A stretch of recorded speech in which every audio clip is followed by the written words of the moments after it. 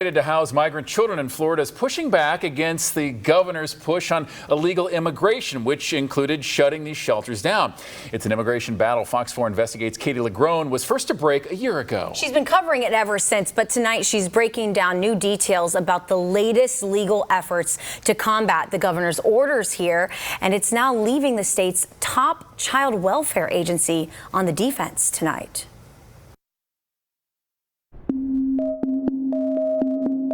One year after we were first to reveal Governor Desantis' push to shut down shelters in Florida that care for unaccompanied migrant children, we've discovered one of these shelters is aggressively fighting back.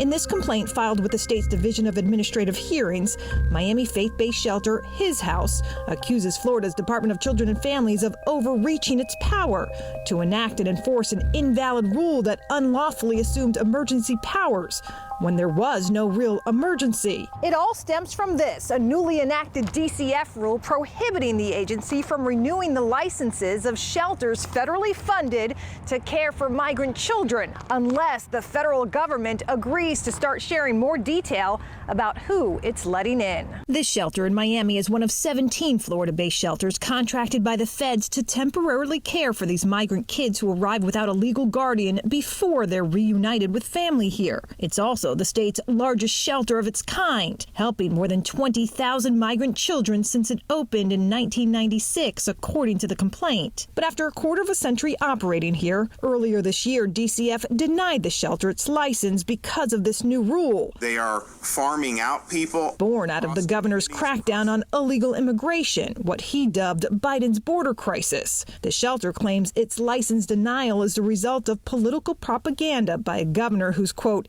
aimed at bolstering his political bona fides so he can run for president in 2024. I think this complaint illustrates just how misdirected and politically motivated decisions by the governor have been when it comes to immigration. Democratic Representative Anna Escamani of Orlando is a longtime immigrant advocate who has strongly opposed what she calls is the governor's anti-immigrant agenda. And immigrants and immigrant children are being used as political pawns. And meanwhile, you have organizations, faith-based organizations like His House, who are literally doing God's work and supporting unaccompanied children. In response to the complaint, DCF admits the Miami shelter was denied a new license because the feds haven't entered into a resettle agreement with the state.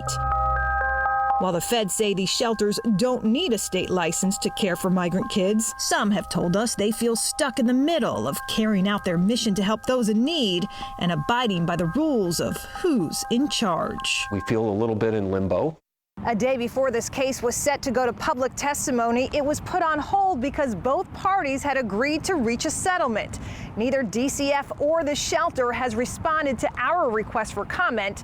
Both parties have until the end of the year to reach a final settlement or the case continues.